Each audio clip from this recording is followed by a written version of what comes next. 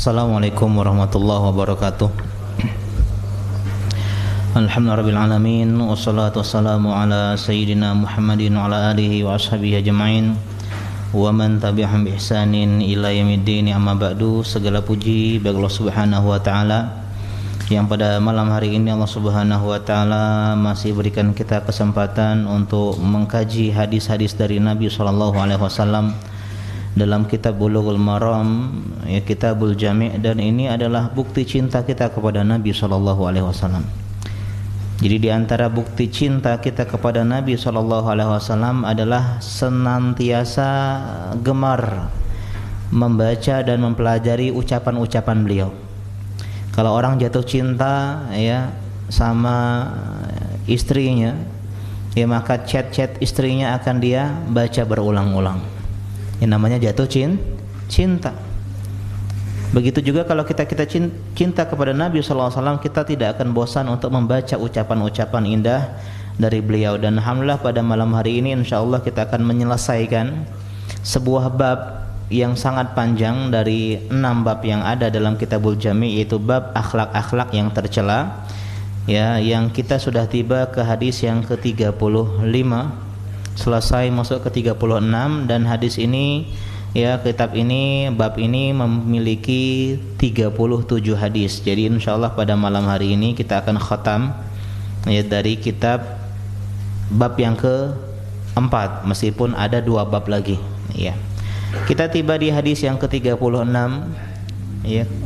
Al-Hafidz Ibnu Hajar rahimahullahu taala berkata, wa an Anas, dari sahabat yang mulia Anas bin Malik, khadibun Nabi sallallahu alaihi wasallam, pembantu pelayan Nabi sallallahu alaihi wasallam, putra dari Ummu Sulaim Rumaisa, ani Nabi sallallahu alaihi wasallam, dari Nabi sallallahu alaihi wasallam, qala kafaratun man iktabtahu an tastaghfirallah. Rawahul Haris ibnu Abi Usamah bisanadin dhaif. Dari Nabi sallallahu alaihi wasallam, beliau bersabda, kafarat atau denda, ya, bagi orang yang telah engkau gibahi, engkau gosipi, engkau gunjingi. Ya, gimana kalau kita pengen tobat dari dosa ghibah? Kata Nabi SAW, antastaghfirullah, engkau mendoakan dia, memintakan ampunan kepada Allah untuknya. Jadi kalau kita misalnya menggibahi seseorang, kita menyesal dengan ucapan tersebut, maka cara kita membalas dosa gibah kita adalah berdoa sama Allah agar Allah mengampuni kesalahan orang yang kita gibahi, agar Allah menghapuskan dosa-dosanya, ya, dan Allah menerima ibadah kebaikannya. Ini hadis riwayat Haris ibn Abi Usamah atau Abi Asamah dengan sanad yang lemah. Ya, dengan sanad yang lemah. Jadi dalam perawi hadis ini ada orang yang bermasalah, sehingga ulama mengatakan hadis ini lemah. Ada kisah unik dari Haris bin Abi Usamah. Sebagian ulama mengkritik Haris bin Abi Usamah ini. Kenapa? Karena beliau ini dikenal meminta upah, ya, dengan beberapa dirham dalam menyampaikan hadis, Pak. Jadi ngisi kajian minta upah, ngisi kajian pasang tarif, ya, saya mau ngajar ngisi kajian tapi tolong ya saya minta sekian ratus ribu. Ya, dikritik oleh para ulama. Kenapa? Karena tidak boleh, Pak. Seorang dai, seorang pendakwah tidak boleh meminta upah dari dakwahnya. Ini adalah tradisi para nabi. Nabi tidak pernah minta upah dari dakwah yang beliau sampaikan. Para ulama pun demikian. Dan sampai sekarang, ya, tidak boleh seorang dai memasang tarif. Kalau mengundang saya 1 juta, kalau mengundang saya transportnya 5 juta, kalau mengundang saya ya 10 juta, ya, kalau mengundang saya 300 juta, ya, dan saya minta nggak boleh kurang dari 1.000 atau 10.000 audiens. Masya Allah, ini dalam Islam terlarang. Akan tetapi kenapa beliau demikian, ya, tapi sebagian ulama memberikan udzur kepada beliau karena Haris bin Abi Usamah ini seorang yang fakir miskin, Pak. Ya, karena seorang ustadz itu identik dengan kezuhudan. Ya, meskipun sah-sah saja seorang ustadz rumahnya mewah, ya, mobilnya mewah, sah-sah saja, tapi secara umum seorang ustadz itu tidak kaya harta. Ya, tapi dia cukup. Ya, punya mobil cukup. Ya. Atau yang semisalnya. Jadi beliau ini fakir dan banyak anaknya. Sehingga sebagian ulama memberikan udzur boleh meminta upah dari dakwah dalam kondisi darurat. Ya, dalam kondisi darurat. Yang kita bahas, Pak, meminta, bukan menerima. Kalau menerima maka enggak masalah. Ustaz, ini ada hadiah uang transport dari pengajian. Oh, jazakallah khairan, terima. Iya. Karena meminta dan menerima berbeda. Kalau meminta berarti mengharap. Sedangkan menerima belum tentu mengharap. Dan seorang dai haruslah punya izah. Ya, dia tidak boleh meminta. Kalau diberi menerima, kalau enggak jangan nanya. Ya. Mohon maaf tadi ini ya, enggak dikasih ya. Enggak boleh. Oh ya Allah, Ustaz, lupa Ustaz. Lupa. Maka ini tercela. Ya, kalau di Palembang itu ada sebagian kajian yang tidak ada upahnya, itu bagus. Untuk ngelatih keikhlasan seorang dai. Yang kita bahas adalah dakwah, Pak, kajian. Adapun pendidikan, pengajaran, maka boleh seorang meminta upah. Misalnya saya ngajarin kalian baca Al-Qur'an, Iqra.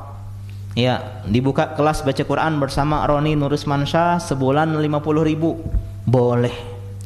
Dibuka kelas bahasa Arab, ya, 3 bulan lancar baca Arab gundul, ya, Bismillahirrahmanirrahim. Semua bisa baca Arab gundul, Pak, tapi tulisannya Bismillahirrahmanirrahim. Ini boleh. Kenapa? Kata Nabi, ahakum ma'akhatum alaihi ajran kitabullah, atau kitabullah. Hal yang boleh, berhak kalian minta upah, kalian terima upah adalah mengajarkan Al-Quran. Sehingga sebagian orang keliru menjadikan mahar Al-Quran sebagai setoran. Ya, mahar nikah sebagai setoran Al-Quran ini nggak boleh, Pak. Ya, saya nikah maharnya surat Ar-Rahman. Ar-Rahman. Shadaqallahul azim. Cuma Ar-Rahman aja satu ayat. Nggak boleh. Kenapa? Karena hadis para sahabat tersebut itu bukan cuman menyetor, tapi mengajarkan bacaan, makna, tafsir. Jadi seolah-olah buka kelas belajar baca Ar-Rahman dan mengkaji makna-maknanya. Nah, biaya itulah yang dijadikan mahar, bukan sekedar setoran. Meskipun boleh setoran sebagai syarat pernikahan. Saya mau nikah sama akhi, tapi dengan syarat nanti ketika kita akad akhi baca surat Ar-Rahman, ya. Siap. Tapi ngaco ya akhwat yang cek ini nih. Dia baca cuman Iqra 3, minta Ar-Rahman. Nah, ini kurang ajar. Kalau dia hafizah, hafal Quran, bolehlah minta surat Ar-Rahman, ya, atau surat Maryam.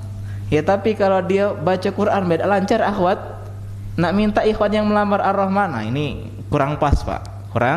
Kurang pas. Jadi ini diantara sedikit faedah, ya.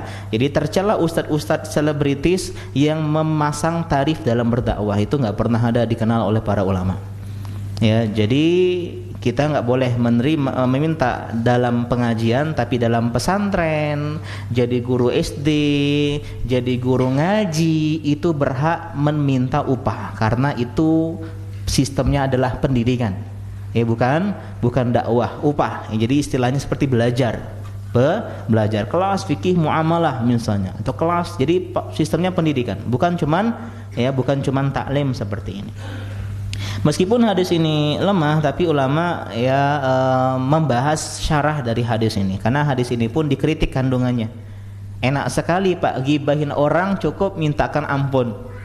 Gibahin fulan, sudahlah, astagfirullahalazim, Allah ampunilah beliau, selesai. Ribahin lagi, udah taubat, minta ampun kepada Allah untuk dirinya. Sehingga para ulama terbagi menjadi 3 pendapat tentang bagaimana cara taubat dari dosa ghibah.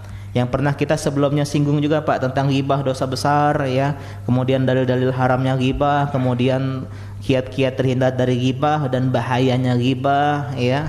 Itu ngeri banget. Maka cara bertobat, kata para ulama ada beberapa pendapat. Yang pertama, ini pendapat mayoritas. Jumhur para ulama mengaminkan hadis ini. Jadi gimana cara taubat dari dosa ghibah? Cukup doakan dia. Ini pendapat Ibnu Taimiyah, Ibnu Qayyim, Ibnu Muflih, Ibnu Shalah dan sebagian ulama-ulama yang lainnya. Kata beliau, enggak perlu minta maaf langsung kepada yang kita gibahi. Cukup dengan berbuat baik, kita puji dia, kita ralat ucapan-ucapan kita terdahulu di tempat-tempat kita gibahin dia, kita doakan dia, kita minta sama Allah ampuni dia. Itu sudah cukup kata jumhur para ulama. Kenapa? Karena khawatir kalau kita minta maaf secara langsung kepada orang yang digibahi, terjadi mafsadat yang lebih besar, keburukan yang lebih besar. Jadi berantem, jadi marah, jadi bermusuhan, jadi silaturahminya terputus, persaudaraan renggang, temenannya lo gueen, udah. Ini mafsadat. Yang dulunya teman baik, gara-gara maaf ya kemarin aku gibahin, engkau gibahin saya, nggak nyangka ya, saya kecewa sama kamu, lah lo gueen. Ya kalau zaman dulu tiup kelingking, Pak. Ya akhirnya apa? Putus silaturahmi. Nggak kajian lagi. Kenapa? Karena yang gibahinya itu suka ngaji. Akhirnya apa? Terhalangi dari banyak kebaikan. Ya, muncul permusuhan, rusaklah ukhuwah, rusaklah persaudaraan, pertemanan, silaturahmi, ya, persahabatan, cinta, kasih sayang jadi rusak gara-gara minta maaf langsung kepada orang yang gibahi. Ini pendapat yang pertama. Mereka berdalil dengan doa Nabi SAW dalam hadis Muslim. Kata beliau, fa'ayul mu'minin azaituhu syatamtuhu la'antuhu jadaltuhu faj'alha lahu salatan wa zakatan wa qurbatan tuqarribuhu biha ilaika yaumal qiyamah. Ya Allah, mukmin mana saja yang pernah saya sakiti, yang pernah saya cela, yang pernah saya zolimi, yang pernah saya gibahi, tolong ya Allah, jadikanlah sholat dia, ibadah dia, ya, puasa dia, sedekah dia itu menghapuskan dosa-dosanya. Jadikanlah kebaikan untuk dirinya, mendekatkan ya dirinya kepada Engkau ya Allah pada hari kiamat. Artinya Nabi cukup mendoakan orang yang pernah beliau zolimi, seolah-olah enggak harus minta maaf. Ini pendapat yang pertama yang kebanyakan kita suka, Pak ya. Pendapat yang kedua, sebagian ulama seperti Imam Ghazali, Imam Nawawi, Imam Qurtubi, beliau membantah pendapat jumhur. Kalau jumhur mengatakan cukup dengan doakan, pendapat yang kedua enggak, harus minta maaf langsung ke orang yang kita gibahi. Karena ghibah adalah kezoliman sesama manusia, harus minta dihalalkan, dimaafkan. Karena namanya hak sesama manusia itu harus ditunaikan. Ya, nggak bisa gugur hanya dengan bertobat kepada Allah Subhanahu wa taala. Mencuri misalnya, kita mencuri, ya misalnya buku teman kita, kita tobat maka harus dikembalikan. Kenapa? Karena sesama manusia. Kita gibahin teman kita, kita tobat, kita harus minta dihalalkan, dimaafkan. Maaf ya, kemarin saya khilaf gibahin kamu di hadapan teman-teman, saya bilang kamu itu gendut dan seterusnya. Kita harus minta maaf. Mereka berdasarkan dengan sebuah hadis yang pernah kita bahas sebelumnya, man kana lahu madlamatun li akhihi min 'irdi aw syai'. Kata Nabi, barang siapa yang pernah zalim sama saudaranya, ya, baik menzolimi kehormatannya dengan mencela, dengan menggibahinya, atau hartanya atau yang semisalnya, falyatahalalhu minhul yaum, maka minta halallah kepada dirinya sekarang, mumpung masih hidup, mumpung si dia masih hidup, minta halalkan sekarang. Kenapa? Qabla an la yakuna dinarun wala dirhamun, sebelum ada sebuah hari yang datang yang tidak berlaku lagi emas dan perak, dinar dan dirham. Di hari kiamat bayarannya dengan pahala. Kau dulu bilang kau gendut ya sama teman-teman, ini bayar, oh ini berikan pahala. Ya, sehingga ini pendapat yang kedua yang harus kita waspadai, Pak. Dan pendapat yang lebih tepat adalah pendapat yang mana? Satu atau dua, Pak? Yang udah pernah belajar apa? Yang ketiga. Yang ketiga, menggabungkan kedua pendapat yang pertama dan yang kedua, merinci yang pernah kita bahas sebelumnya. Lihat apakah yang digibahi tahu atau belum tahu. Kalau yang sudah kita gibahi tahu kalau kita gibahin dia, udah sampai ke dia beritanya, kita wajib minta maaf secara langsung. Ya, wajib minta maaf secara langsung karena dia udah tahu. Afwan akhi, kemarin saya bilang kamu itu ya makannya rakus. Ya, meskipun benar saya khilaf. Ya, saya menyesal bilang seperti itu. Saya minta maaf ya. Saya traktir kamu lah makan, belah kamu sepuasnya. Nambah 2 piring enggak masalah. Oh iya, saya maafkan. 3 piring tapi oke. Artinya harus minta maaf langsung kalau gibah kita udah didengar si dia, udah sampai ke dia. Ini kalau si yang digibahi udah tahu. Nah, kalau belum tahu, kita bagi jadi 2 kondisi.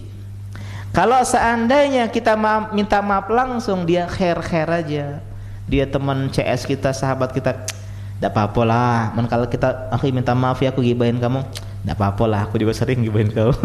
Misalnya sama baik, ya, maka kita harus wajib minta maaf langsung. Kalau sekiranya kalau kita ngaku di hadapan dirinya, dia terima, dia maafin kita, dia nggak ngajak berantem, nggak ngajak ribut, dia fine-fine aja, maka kita wajib ngomong langsung kepada dirinya untuk minta dihalalkan, minta dimaafkan. Tapi kalau kondisi sebaliknya, ini kondisi yang kedua. Kalau ternyata kita jujur, kita ngaku, malah berantem, ribut, musuhan, loguan, bahkan bisa dipidana, dibawa ke kantor polisi misalnya, ya maka ini sebuah mafsadat yang besar, yang cukuplah kita dengan istighfar tadi. Ya Allah, dia itu serem nian, kalau tahu gibahinya mati gitu. Cukuplah kita minta kepada Allah ampunan, ya Allah ampunilah dia. Kita puji dia, sebut kebaikan dirinya di tempat kita suka gibahin dia. Misalnya ada grup yang pernah kita gibahin dia di situ, kita puji dia di situ. Ya Insya Allah, kemarin Anda bilang si fulan tuh pelit ya, ternyata enggak. Ternyata kemarin aku ditraktir dia Masya Allah dermawan sekali orangnya, saya salah menilainya. Jadi dikoreksi Pak, ya ucapan yang pernah kita sampaikan. Wallahu ta'ala alam. Sehingga hadis ini bisa benar bisa salah, tergantung peletakan kondisinya. Sebagian ulama mengatakan hadis ini yaitu dosa, tobat dari dosa ghibah cukup minta ampun kalau orangnya udah tiada. Apa kabar teman kita yang itu? Oh sudah meninggal dia seminggu lalu. Subhanallah, innalillah. Saya dulu sering ghibahin dia, ya Allah ampunin dia ya Allah. Itu ya, kapan? Ketika orangnya sudah meninggal. Tobat dari dosa ghibah dengan cara mintakan ampunan kepada dirinya, ya, untuk dirinya, kepada Allah untuk dirinya. Atau orangnya udah nggak ada. Ya, saya pernah ghibahin salah satu pelanggan saya. Ya, tapi saya nggak tahu dia tinggal di mana, rumah mana. Ya, saya pengen minta maaf sama dia, ternyata dia nggak ada. Ya Allah ampunilah dia ya Allah. Cukup kita doakan. Wallahu ta'ala alam. Ini hadis yang ke-36. Dan hadis yang terakhir dalam kitab ini, an Aisyah radhiyallahu anha, dari Aisyah radhiyallahu anha, istri Nabi yang paling cerdas, yang paling pintar, yang putri dari Abu Bakar As-Siddiq. Beliau adalah seorang wanita yang tidak punya keturunan Pak, tapi beliau menjadi wanita yang paling mulia ya di antara istri-istri Nabi, meskipun beda pendapat sama Khadijah, ya mana yang lebih afdol. Ini dalil bahwasanya seseorang itu tidak tercela dengan sesuatu yang belum dia dapati, karena anak keturunan adalah rezeki dari Allah Subhanahu wa taala. Ya, sebagaimana seorang Maryam tidak punya suami jadi wanita yang mulia. Ternyata kemuliaan seorang tidak dihitung dari istri dia, dari suami dia, dari anak-anak dia, dari harta-harta dia, tapi dari ketakwaan dia kepada Allah Subhanahu wa taala. Betapa banyak orang yang punya keturunan gagal didik menjadi anak yang baik. Betapa banyak orang yang punya harta tapi gagal memaksimalkan harta itu untuk mendekatkan dia kepada Allah Subhanahu wa taala. Maka pujilah keterbatasan kita selama kita dekat dengan Allah Subhanahu wa taala. Selama kita dekat sama Allah, ya duduk di pengajian setiap saat, ya sering beribadah kepada Allah, jadi orang yang berakhlak mulia. Meskipun kita tidak berarta, tidak berketurunan, tidak memiliki jabatan, tidak dipandang status sosial bagi masyarakat kita, itu sudah luar biasa indah. Ya bahagia. Aisyah radhiyallahu taala anha tidak punya keturunan. Ya, tapi beliau tidak pernah menyerah. Ya, karena pintu kebaikan itu selalu terbuka tidak hanya dari mendidik anak, tapi juga bisa dengan bersabar sebelum diberikan keturunan. Dan jangan berdoa kepada Allah Subhanahu wa taala stop, Pak. Ya, Nabi Zakaria, Nabi Ibrahim itu ya, bertahun-tahun dia berdoa minta keturunan, ya, dan ketika itu Allah ijabah doa mereka. Begitu juga yang belum nikah misalnya, ya, begitu juga yang belum menikah. Tugas kita hanya berusaha dan berbaik sangka kepada Allah Subhanahu wa taala. Beliau bercerita qala Rasulullah sallallahu alaihi wasallam, bahwasanya Rasulullah sallallahu alaihi wasallam bersabda dalam hadis ke-37 ini, abghadur rijali ilallah, manusia yang paling Allah benci. Jadi Allah punya sifat benci, tapi benci Allah ini benci yang sesuai dengan kemuliaan Allah Subhanahu wa taala. Enggak kayak kita. Kalau kita benci zalim, kita benci hasad, kita benci ngomong enggak baik. Ya, tapi Allah punya sifat benci tapi sesuai dengan kemuliaan Allah Subhanahu wa taala. Orang yang paling Allah benci siapa? Al-aladul khasim. Yaitu orang yang sering bermusuhan.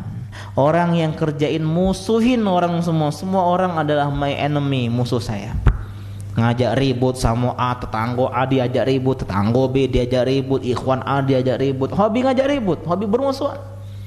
Ini orang yang paling Allah benci, kata Nabi sallallahu alaihi wasallam. Al-Khasim, dan hobi menantang, mendebat, hobi bantah-bantahan, debat di Facebook, debat di media sosial. Ya, debat dari satu grup ke grup yang lain, terus debat. Ya, pokoknya kalau mau duduk di warung kopi debat itu, cari bahan untuk diperdebatkan. Inilah orang yang Allah benci, Pak. Ya, dan sudah kita bahas sebelumnya tentang pembahasan ya kebencian, ya persaudaraan lawannya. Ya, bahasanya Islam itu suka dengan persaudaraan, benci dengan permusuhan, dan suka bermusuhan adalah akhlak tercela, Pak. Jangan cari musuh. Tapi kalau ketemu musuh jangan mundur. Ya. Musuh kita ya adalah orang-orang kafir harbi tentu saja. Ya, bukan musuh teman-teman seperti ini. Jangan Pak musuhan sama teman-teman ikhwan-ikhwan, ya. Kalaupun ada kesalahan ya sudah. Jangan anggap musuh, anggap aja orang yang salah gitu. Ya beda kalau musuh itu kita cari cara agar dia jatuh, itu kan musuh. Ya, agar dia kalah, agar dia KO dan seterusnya. Tapi kita jadikan dia sebagai orang yang teman kita yang salah. Teman kita yang kurang. Kata para ulama, siapa yang mencari teman tanpa aib, tanpa kekurangan, tanpa kesalahan, dia akan hidup tanpa teman. Kalau cari pasangan yang tidak ada kekurangan, siap-siap jomblo selama-lamanya. Ya. Jadi penting untuk menjauhi sikap suka bermusuhan dengan orang, ngajak musuhan dan seterusnya.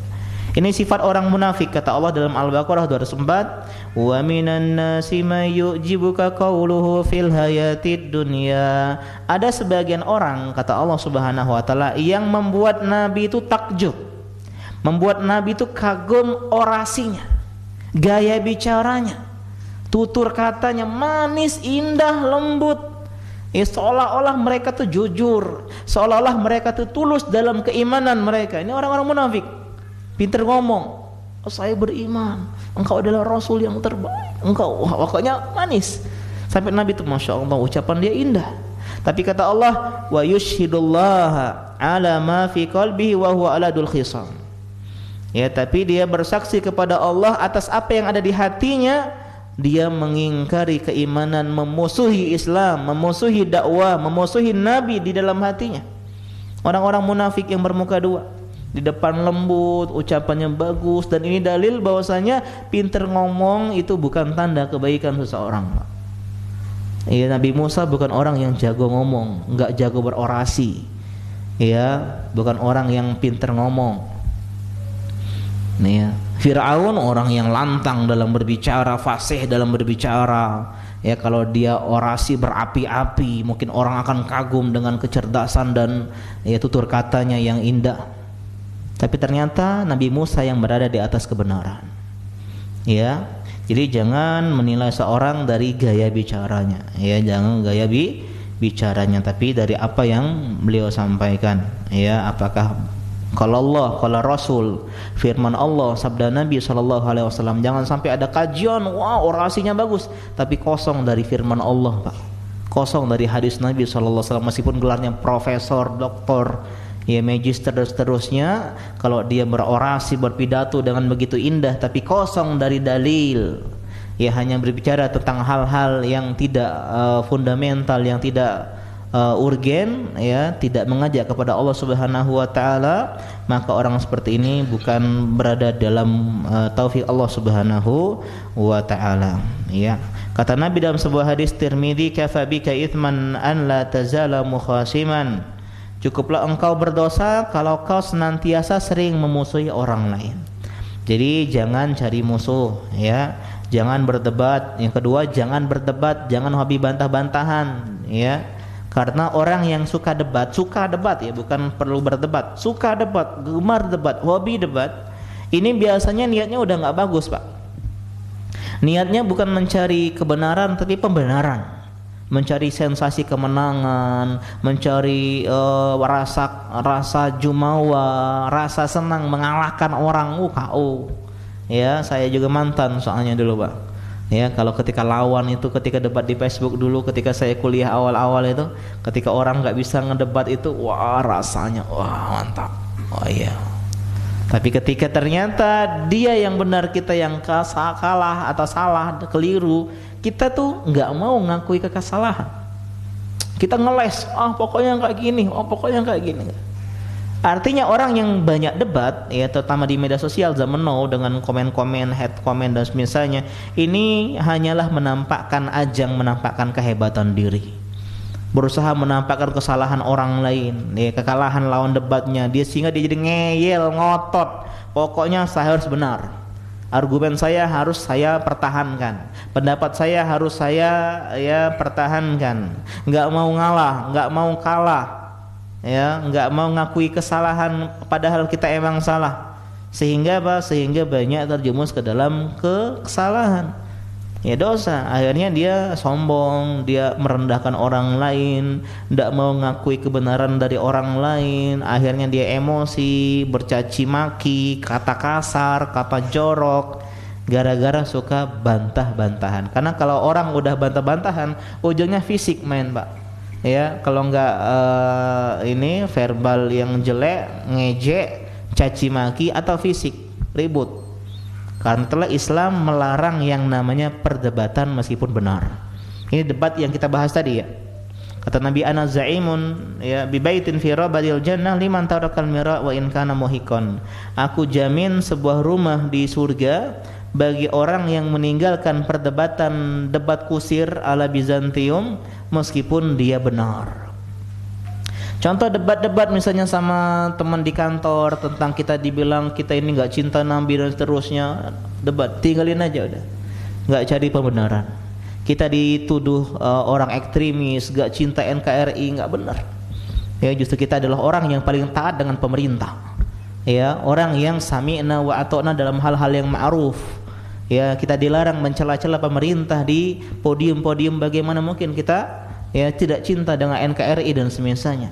Justru di antara wujud cinta kita kepada Indonesia, kita berusaha mewujudkan nilai-nilai Islam secara paripurna di Indonesia.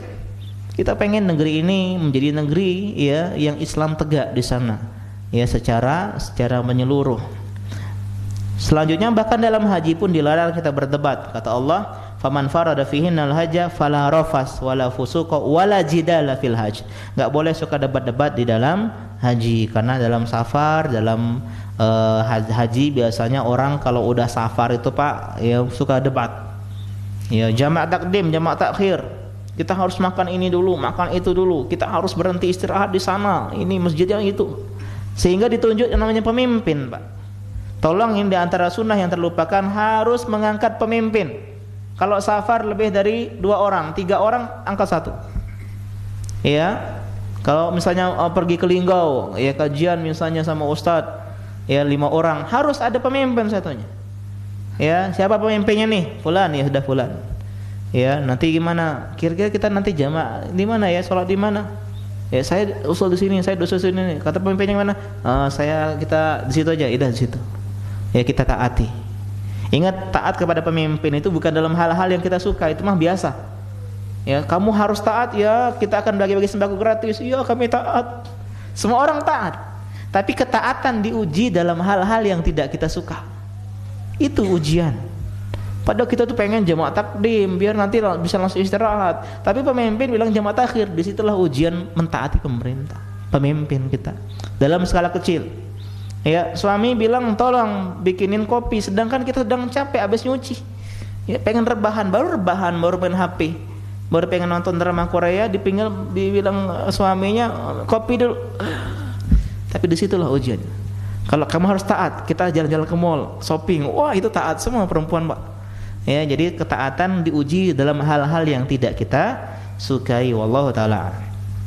Kenapa sebagian orang suka debat, ngeyel, ngotot, nggak mau kalah? Karena mereka menilai, mengakui kekalahan, kesalahan, menghormati lawan debat, menganggap dia benar adalah kehinaan.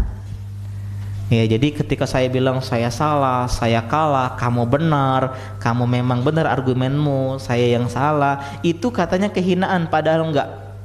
Justru orang yang ngeyel, ngotot, nggak mau kalah, inilah yang hina.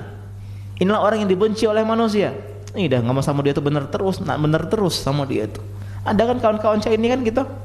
Inilah orang yang dibenci oleh Allah Subhanahu wa taala. Kalau ngomong sama dia pokoknya ya jelas. Karena dia pengen benar terus. Kalau ngomong sama dia pokoknya nggak boleh dipotong, nggak boleh dibantah, harus sami'na wa ata'na, seolah-olah wahyu ucapan dirinya.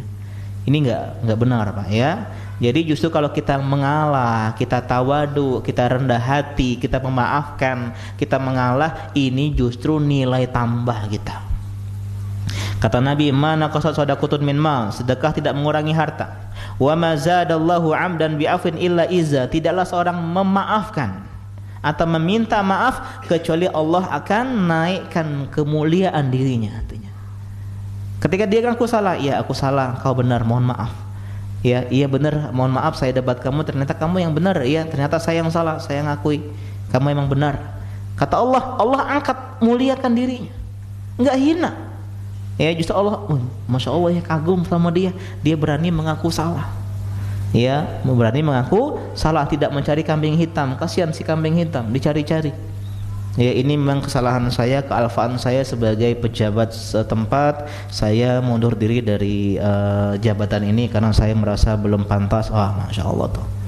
Ya, ini gara-gara salah ini nih, salah ini. Misalnya penontonnya ini yang rusuh. Ini salah polisinya nih, salah. Akhirnya cuma nyari salah. Nggak ada yang mau mengalah, mengatakan iya memang saya salah, kami dari panitia salah. Akhirnya apa? Akhirnya hanya berdebat, ujungnya debat terus, nggak ada solusinya. Terkadang kita perlu mengalah untuk menutupi masalah. Seperti Hasan ibn Ali, itu debat, dua kaum muslimin terpecah, kubunya Hasan bin Ali dan kubunya Muawiyah bin Abi Sufyan. Dua pemimpin, Pak, kaum muslimin. Ketika Ali bin Abi Thalib dibunuh oleh Ibnu Muljam, seorang khawarij teroris, yang membunuh Ali bin Abi Thalib ketika beliau mau keluar untuk sholat subuh, ya, terpecah kaum muslimin menjadi dua kelompok. Hasan bin Ali yang sebenarnya secara teori beliau itu lebih berhak jadi khalifah dibandingkan Muawiyah bin Abi Sufyan. Ya, tapi meskipun ini adalah kesalahan pribadi, tapi beliau mengalah. Beliau mundur dari kekuasaan, beliau berikan tampuk kekuasaan kepada Muawiyah bin Abi Sufyan sehingga dikenal dengan Amul Jamaah, tahun persatuan, tahun 41 Hijriah. Pemimpin menjadi satu di bawah kekuasaan Muawiyah bin Abi Sufyan yang dimulai dengan dinasti Umayyah ketika itu. Ya, nanti muncullah sana Yazid ibn Abi Sufyan, kemudian muncullah nanti Abdul Malik bin Marwan, kemudian muncullah pemimpin-pemimpin khulafa yang berasal dari Bani Umayyah. Wallahu taala a'lam. Ya, jadi hendaklah kita jauhi perdebatan, jauhin bantah-bantahan, jauhin permusuhan, karena banyak mudarat sedikit manfaat. Bahkan gara-gara musuhan nyawa menjadi hilang, harta menjadi hilang, perang terjadi, tumpah darah gara-gara musuhan. Termasuk geng-gengan, misalnya sebagian ya adik-adik yang punya geng-geng musuhan, nggak usah. Ya. Ya, jadi ini termasuk juga dalam hadis ini memusuhi syariat. Ya, menjelek-jelekkan syariat, membantah-bantah syariat, membantah-bantah hadis. Jangan, Pak.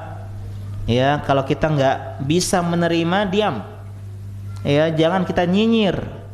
Wah, masa itu harus cingkrang begitu? Ya, masa ya pelihara jenggot, masa pakai cadar kayak hantu, kayak ninja? Ya, masa boleh laki-laki istrinya 4? Wah, ini dia menyinyirin syariat. Ini bahaya, masuk dalam sabda Nabi orang yang paling Allah benci, yang membantah firman Allah, sabda Nabi ya tentang syariat Allah Subhanahu wa taala. Kalau belum paham, diam. Jangan sampai kita ya berbicara hal-hal yang membantah syariat Islam ya. Jadi ini perlu kita perhatikan, dan dengan demikian selesai sudah pengajian kita dari bab yang keempat. Kita punya 6 bab dalam kitab ini. Bab pertama apa, Pak? Tentang adab etika, adab makan, adab tidur, adab minum, adab berbicara, adab salam, adab ya menguap, bersin, kita bahas ya. Kemudian bab yang kedua tentang apa, Pak? Masih ingat bab yang kedua? Tentang bir dan silah, kebaikan dan berbakti dan silaturahmi. Berbakti pada orang tua, silaturahmi kepada keluarga pun sudah kita selesaikan. Bab yang ketiga, bab zuhud terhadap dunia, sikap-sikap seorang qanaah. Bab yang keempat, menjauhi akhlak-akhlak tercela, dan ini bab yang paling panjang. Alhamdulillah, sekarang kita masuk ke bab yang kelima, itu bab at-targhib fi makarimil akhlak, motivasi, anjuran untuk berakhlak mulia. Jadi setelah kita meninggalkan akhlak buruk, PR selanjutnya menghiasi diri dengan akhlak baik. Inilah konsep Islam, tasfiyah dan tarbiyah, mencuci gelas yang kotor dan diisi dengan air yang bersih, membersihkan hati kita yang kotor dari akhlak tercela, dan sekarang mengisi hati kita dengan akhlak-akhlak yang terpuji, meninggalkan kesyirikan, mengisi dengan tauhid, meninggalkan kebid'ahan, mengisi dengan sunnah, meninggalkan kemaksiatan, mengisi dengan ketaatan. Kan itu konsep Islam, Pak. Ya, jangan diobok-obok. Ya, maksiat jalan, taat jalan, tauhid jalan, syirik jalan, ya, sunnah jalan, bid'ah jalan, gado-gado jadinya. Ya, maka konsep kita tasfiyah dan tarbiyah, pemurnian dan pendidikan. Jadi mulai sekarang 18 hadis ke depan kita akan bahas tentang bagaimana berakhlak yang mulia, PR untuk kita semua. Dan nanti bab yang terakhir, bab yang ke-6, bab doa dan zikir. Belajar tentang memahami kandungan doa, mungkin menghafal sedikit doa dan zikir, dan dengan demikian selesai pengajian kita. Mungkin semoga sebelum Ramadan, Pak, kita selesai pengajian ini ya, sebelum Ramadan. Ya, kita selesai Ramadan kurang lebih 5 bulan lebih lagi. Ya, kita insyaallah Ramadan sebelum itu selesai, insyaallah kita akan selesaikan kitab ini ya, dan mungkin kita akan nanti pindah ke kitab yang baru ya, mungkin wallahu taala alam. Kita masuk bab yang kelima, yaitu bab tentang akhlak-akhlak yang terpuji. Dan hadis yang pertama dalam kitab ini adalah hadis tentang kejujuran.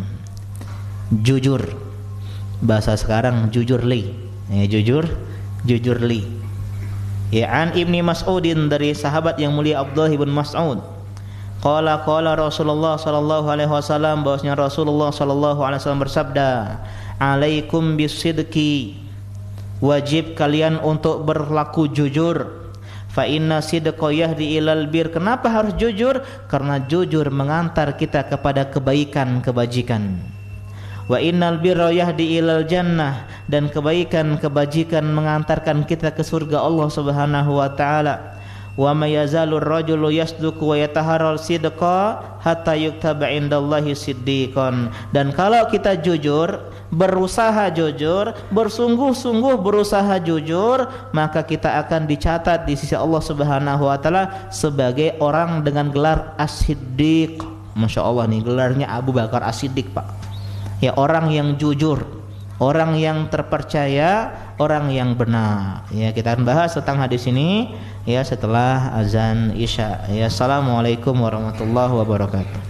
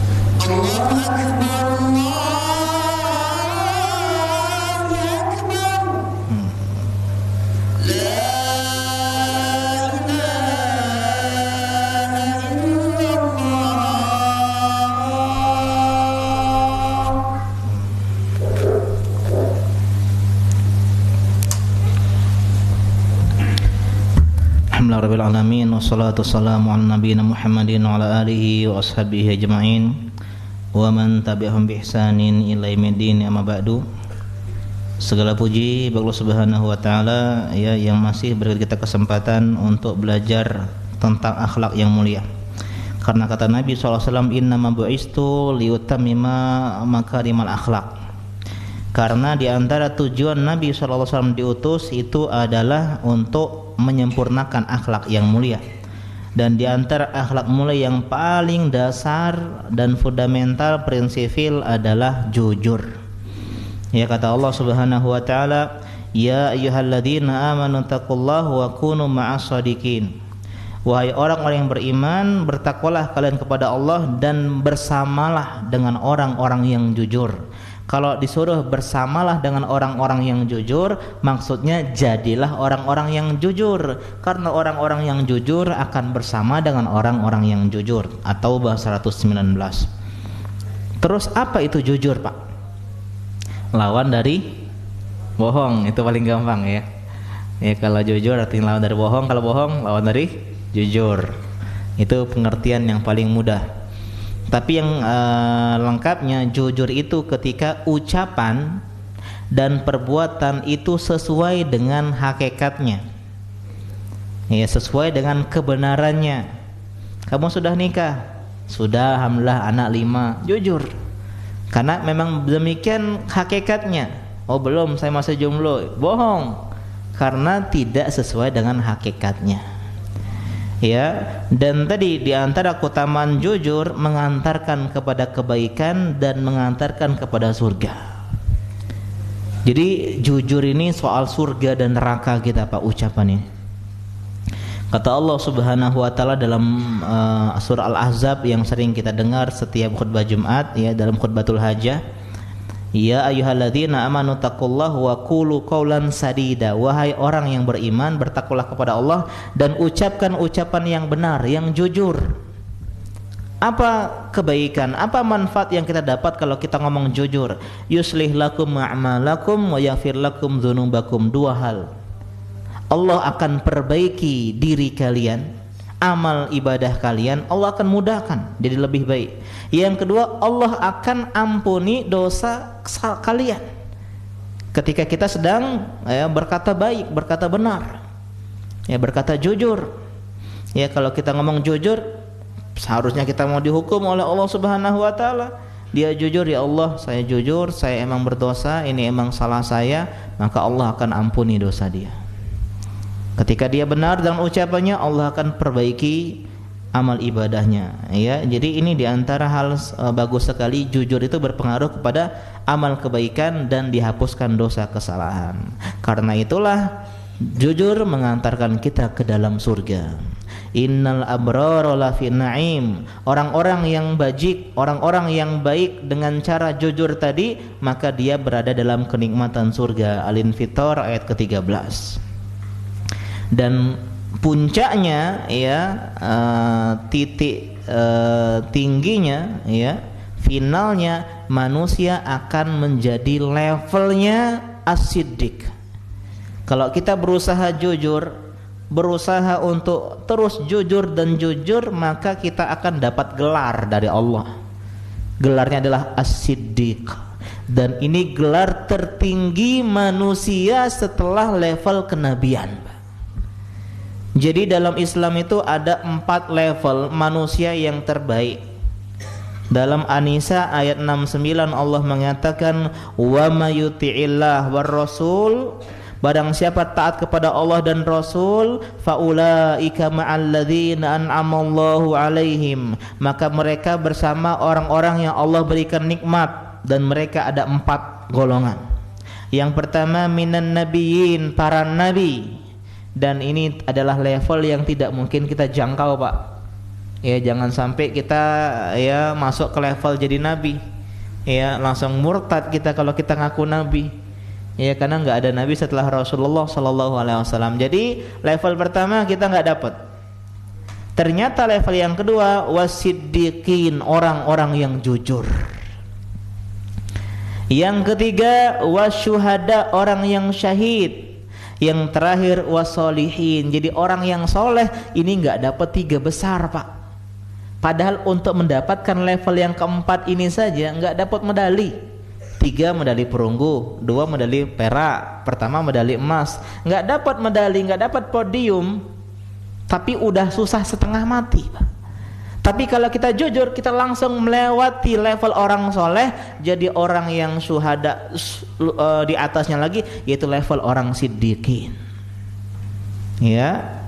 Dan kata Nabi SAW, at-tajirus saduq al-amin, seorang pedagang ini, pedagang-pedagang nih, pengusaha yang punya 2 sifat. Yang pertama jujur, yang kedua amanah, ma'an nabiyyin wasiddiqin wasyuhada, bersama level orang-orang baik, bersama nabi di surga dan orang-orang siddiq dan orang-orang syuhada. Artinya siddiq adalah level tertinggi di bawah level kenabian. Khulafa Rasyidin ada 4. Setelah nabi seorang nabi. Setelah beliau Abu Bakar, levelnya siddiq. Di bawah beliau ada Umar, Utsman, Ali. Level ketiganya adalah apa Pak? Syuhada. Umar bin Khattab dibunuh oleh Abu Lu'lu'ah al-Majusi, seorang agama Majusi, budak dari Mughirah bin Syu'bah. Ketika beliau jadi imam salat subuh dibunuh dengan pisau beracun. Utsman bin Affan dibunuh dikepung dalam rumahnya ketika sedang salat, ketika baca Quran dan sedang puasa Ramadan. Ya, ketika sedang puasa. Ya, dikeroyok oleh orang-orang Khawarij yang menghalalkan darah Utsman, ya dibunuh beliau di rumahnya sendiri dalam keadaan berpuasa dan baca Al-Qur'an. Ali bin Abi Thalib dibunuh Ibnu Muljam. Ya, seorang Khawarij, tokoh Khawarij, seorang penghafal Al-Qur'an, Pak.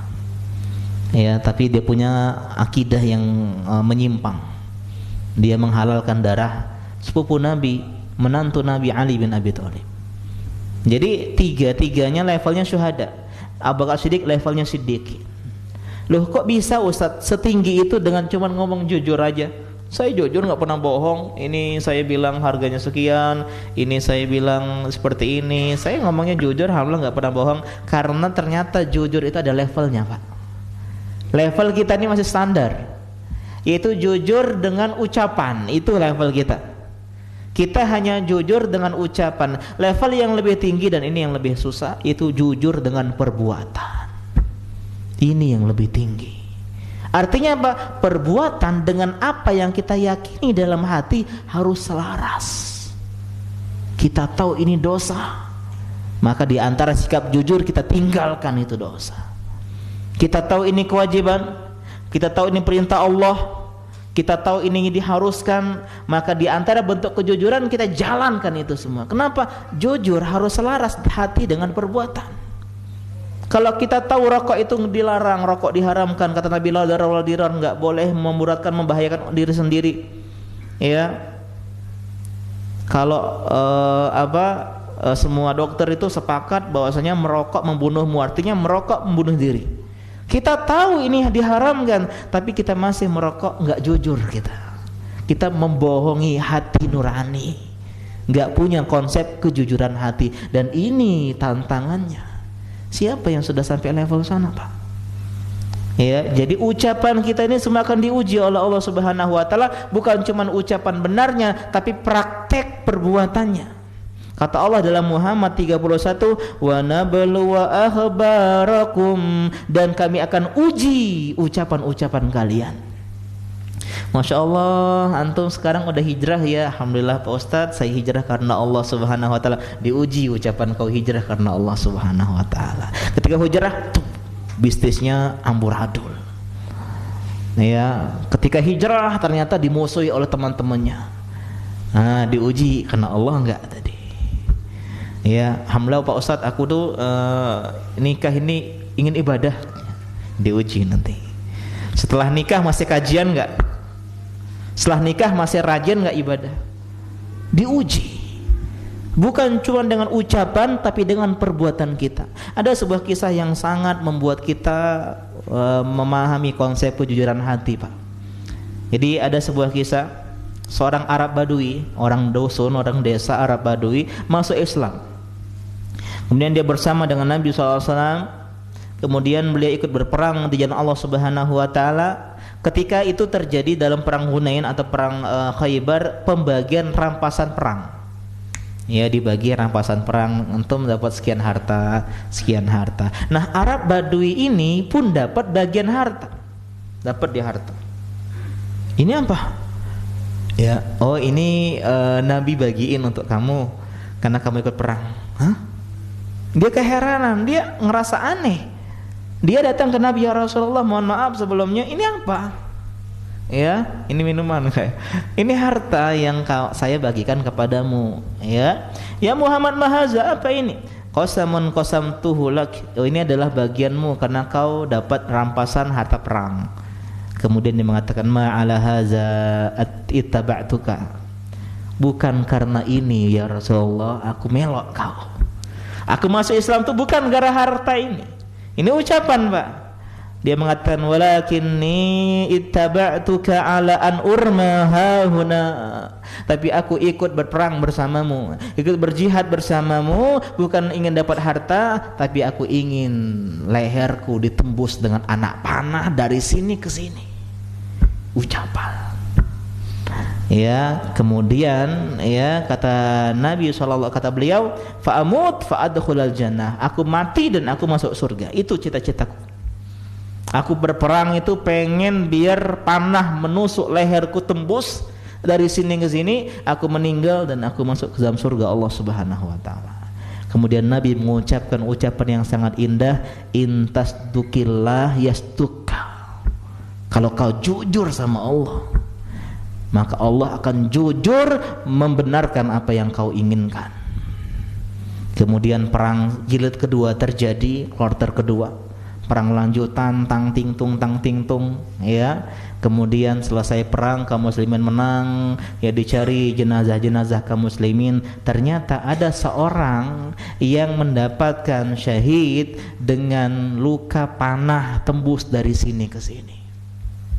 Nabi lihat, huwa, ini yang tadi ya? Iya ya Rasulullah. Kemudian Nabi mengatakan, sadaqallah fasodaqah. Dia udah jujur sama Allah Subhanahu wa taala, maka Allah benar-benar jujur mewujudkan apa yang dia inginkan dengan kejujurannya. Dan kita kadang nggak jujur sama Allah Subhanahu wa taala. Kita pengen surga tapi kita nggak jujur. Kita masih males-malesan hadir kajian. Kita masih susah untuk berakhlak mulia. Katanya kita pengen hijrah. Katanya kita menikah ingin menjadi lebih baik. Katanya kita ingin berbisnis agar bisa sedekah. Itu diuji oleh Allah Subhanahu wa taala. Jujur enggak? Bukan cuma ngomong. Kalau ngomong insyaallah kita semua jujur, Pak. Tapi soal prinsip ini, prinsip perjuangan kita semua, itulah levelnya paling tinggi tadi. Karena dia jujur sama Allah Subhanahu wa taala atas apa yang dia pelajari, yang dia ketahui. Kita tahu ini enggak boleh tapi kita masih lakukan. Kita enggak jujur dengan diri kita, kita bohong. Kita tahu ini dosa, ini maksiat tapi masih kita sendirian tahu ini enggak boleh tapi ya Allah masih enggak jujur sama diri sendiri. Ya, dan ini PR besar kita, dan inilah pangkal kebahagiaan seorang muslim. Ketika dia jujur, tidak ada topeng yang dia pakai. Ya, antara dia sama Allah Subhanahu wa taala. Kata Nabi, fa inna sidqa tuma'ninah, jujur itu adalah ketenangan hati. Mungkin kita enggak bahagia selama ini kita enggak jujur sama Allah Subhanahu wa taala. Udah tahu enggak boleh masih kita kerjakan, udah tahu harus tapi masih kita tinggalkan, enggak jujur sama Allah Subhanahu wa taala, masih bohong. Fa innal kadziba ribah, dan kedustaan, kebohongan membawa kegelisahan hati, ya, kegundahan, kegalauan selama ini. Dan ini diantara hal yang harus kita pahami bersama tentang kejujuran hati, Pak. Dan Rasulullah itu adalah orang yang jujur. Abu Sufyan ketika beliau diajak dialog oleh Heraklius, raja Kaisar Romawi. Jadi Romawi, rajanya Kaisar Heraklius dapat surat dari Nabi SAW. Kemudian dia penasaran, ini kok surat hebat banget nih, dari Muhammad Rasulullah kepada Kaisar Raja Romawi. Aslim taslam, masuk Islam kau selamat. Ini enggak tedeng aling-aling, langsung to the point. Masuk Islam kau selamat. Kalau enggak, maka kau bayar jizyah, atau kita perangi, gitu. Dan dengan nama Allah kepada orang yang mengikuti petunjuk Allah Subhanahu wa taala. Kemudian dia penasaran, ini siapa yang kira-kira informan yang tahu tentang berita orang ini. Dicari, ketika itu kebetulan qadarullah pas Abu Sufyan sedang di Syam, sedang di dekat kekuasaannya Romawi. Dipanggil, siapa di antara kalian? Orang-orang Arab ya, dari Makkah, Madinah ya. Iya nih, dari Makkah. Ya, kalian tahu enggak dengan Muhammad? Iya tahu. Siapa yang paling dekat nasabnya? Abu Sufyan. Tadi situ. Dialog Abu Sufyan. Di antara gimana tuh ciri-ciri si Muhammad ini? Apa yang dia perintahkan? Apa yang dia dakwahkan? Kata Abu Sufyan, ya'muruna bis-sholati was-sidqi. Nah, Rasulullah SAW, si Muhammad itu mengajak sahabat-sahabatnya untuk mendirikan sholat kepada Tuhannya dan untuk berkata jujur. Jadi jujur adalah sebuah bagian yang besar dalam dakwah Nabi SAW. Kenapa enggak besar? Balasannya surga, Pak. Balasannya surga. Wallahu taala a'lam. Bahkan saking mulianya jujur, bahkan wajib meskipun saat bercanda kita harus bercanda dengan kejujuran, ya. Mungkin demikian pengajian kita pada malam hari ini, ya. Silakan mungkin kalau ada pertanyaan. Semoga kita bisa bertobat dari dosa ghibah, jauh dari sikap suka bermusuhan, suka mendebat, suka membantah. dan senantiasa berkata jujur dan bersikap jujur, ya. Ya Allah Ta'ala, berat sekali masalah bersikap jujur. Jujur ini berarti harus sama antara yang di hati dengan yang di luar. Ini kadang nggak sama hati kita, Pak, ya, dengan apa yang kita tampak. Ya, tampakkan seolah kebaikan tapi hati kita isinya keburukan. Ini diantara tanda-tanda kita masih belum jujur sama Allah Subhanahu wa Ta'ala. Silakan kalau ada pertanyaan, ya. Kalau tidak ada, alhamdulillah sudah jujur semua, ya. Insyaallah pada pertemuan selanjutnya kita akan bahas tentang, ya, hadis-hadis selanjutnya, yaitu hadis tentang etika di jalan atau hak-hak jalan, ya, yang pernah mungkin kita singgung juga beberapa saat sebelum ketika kajian adab tentang hak-hak jalan, ya, tentang prasangka sudah kita bahas juga, dan tentang belajar ilmu agama Allah inginkan kebaikan pada dirinya. Demikian, mungkin ada pertanyaan, ya. Oh ya, silakan, ada pertanyaan. Ya. Ya. Mencukur rambut, ya, bagus pertanyaannya, Ustadz. Kalau istri saya, bukan kita lahiran, ya, istri, ya. Kalau istri lahiran, ya, kemudian alhamdulillah Allah mudahkan, terus apa hukum mencukur rambut sang anak? Jawabannya adalah itu hal yang disunnahkan, ya, disunnahkan bagi kita untuk mencukur, ya, dan menimbang berat cukuran rambut anak kita dan bersedekah dengan perak, ya, bukan dengan emas, Pak, dengan perak. Jadi nggak banyak, mungkin 1.000 udah lebih banyak, ya, lebih banyak. Misalnya kita cukur, ya, dan alhamdulillah sekarang sudah ada ini, ya, cukur rambut bayi, ya, ada alatnya, wallahu alam, ya. Atau biasanya di tempat-tempat yang memang sudah biasa mencukur rambut bayi, ya, biasanya dia punya alat khusus, ya, tidak seperti pencukur habis umroh. Cenaknya baik, ya, ayo udah ini, ya, udah cepat-cepat baik, udah zat, ya, palak lagi, ya, itu sampai kadang berdarah, toka-toka, gitu, ya. Maka harus cari-cari dulu kalau pengen umroh, cari tempat yang bagus cukurnya. Kadang ada yang asal-asalan, ya, asalan. Jadi beret semua nanti di sini, ya. Nah, terus kita sedekah dengan perak, Pak. Ada yang bilang emas tapi lebih tepat perak. Kalau emas nggak masalah, lebih bagus, ya. Tapi minimal perak. Tapi itu tadi sunnah, tidak diharuskan. Kalau seandainya dia meninggalkan, maka nggak masalah, Pak, ya. Dan disunahkan tanggal 7, di hari yang ke-7. Meskipun yang lebih tepat nggak hari ke-7 nggak masalah. Itu yang lebih afdol. Sama kayak akikah tuh afdalnya hari ke-7. Tapi kalau nggak bisa, nggak masalah, sebulan kemudian, setengah tahun kemudian, nggak masalah, ya. Allah Ta'ala a'lam. Semoga bisa dipahami, ya. Dan semoga yang sedang menunggu kelahiran buah hati Allah mudahkan, ya. Amin rabbal alamin. Ada lagi pertanyaan, Pak? Ya, silakan, Pak. Masalah kejujuran tadi, Pak. Iya. Ada tak istilah bohong tapi untuk kebaikan? Masya Allah. Iya.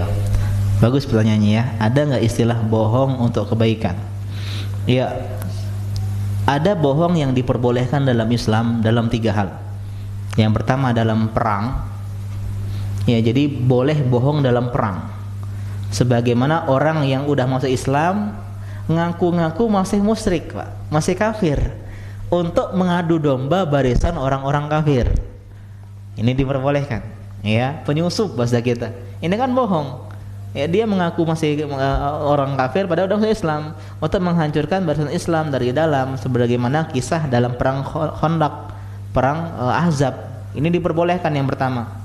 Yang kedua, dalam mendamaikan 2 orang yang sedang bermusuhan. Ini boleh benar-benar pure bohong. Yang ketiga, dalam romantisme rumah tangga, pernah kita bahas kemarin, ya. Muji istri, engkau adalah wanita yang paling cantik yang pernah kutemui. Bohong, ya.